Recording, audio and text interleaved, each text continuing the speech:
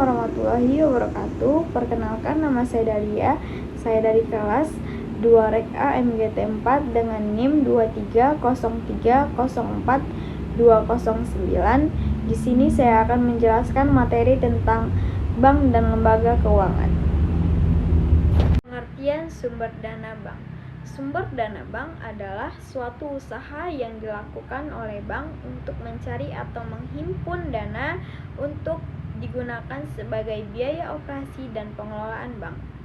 Dana yang dihimpun dapat berasal dari perusahaan maupun lembaga lain di luar perusahaan dan juga dapat diperoleh dari masyarakat. Sumber-sumber dana perbankan: yang pertama, dana yang bersumber dari bank itu sendiri. Yang kedua, dana yang berasal dari masyarakat luas.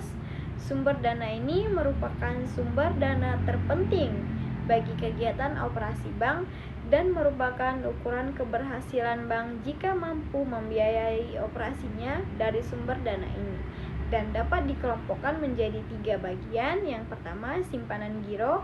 Yang kedua, simpanan tabungan. Yang ketiga, simpanan deposito. 3.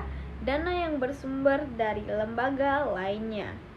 Perolehan dana dari sumber ini antara lain dapat diperoleh dari A. Kredit likuiditas dari Bank Indonesia. Diberikan Bank Indonesia kepada bank-bank yang mengalami kesulitan likuiditas dan diberikan kepada pembiayaan sektor tertentu.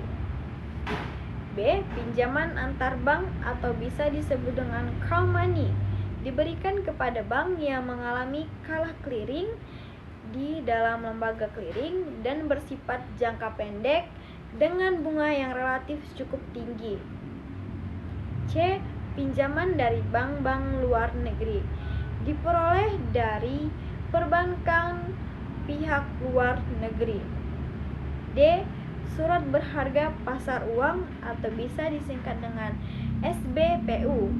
Pihak perbankan menerbitkan SBPU kemudian diperjualkan kepada pihak yang berminat, baik perusahaan keuangan maupun non-keuangan.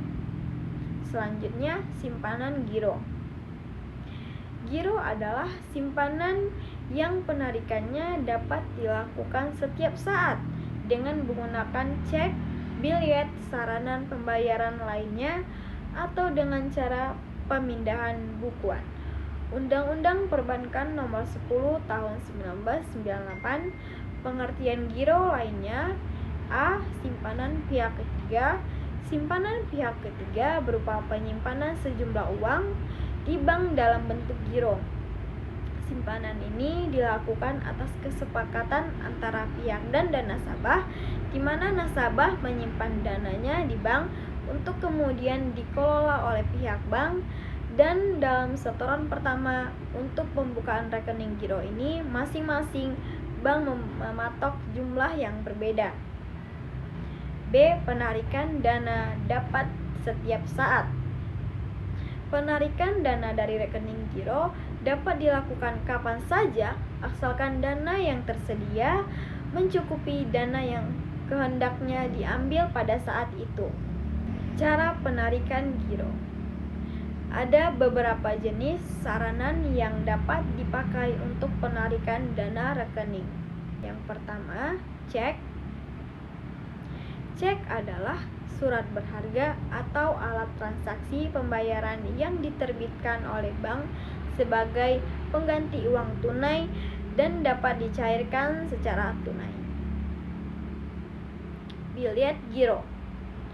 Biliet giro adalah surat berharga atau alat transaksi yang diterbitkan oleh bank sebagai pengganti uang tunai dan dapat dicairkan secara tidak tunai melalui pemindahan bukuan ke rekeningnya yang bersangkutan sesuai dengan tanggal yang tertera di dalam biliet giro. Simpanan tabungan. Undang-Undang Perbankan Nomor 10 Tahun 1998. Simpanan yang penarikannya hanya dapat dilakukan menurut syarat-syarat tertentu dan disepakati, tetapi tidak dapat ditarik dengan cek, biliet giro, atau alat lainnya yang dipersamakan dengan itu. Besarnya bunga dan setoran awal simpanan tabungan di setiap bank menjadi berbeda, sesuai dengan prosedur masing-masing bank. Alat penarikan yang digunakan, yang pertama buku tabungan. Buku nasabah diberikan kepada nasabah pada awal menabung. Yang kedua, kartu penarikan. Kartu yang dapat digunakan untuk menarik sejumlah dana pada mesin penarikan uang pada lokasi tertentu atau bisa disebut dengan ATM. Yang ketiga, surat kekuasaan adalah surat yang berisi pernyataan nasabah memberikan kekuasaan pada si pemegang surat kekuasaan yang terdapat tanda tangan nasabah dan si pemegang surat kekuasaan untuk menarik sejumlah dana dari rekening nasabah. Baiklah, itu saja yang bisa saya sampaikan.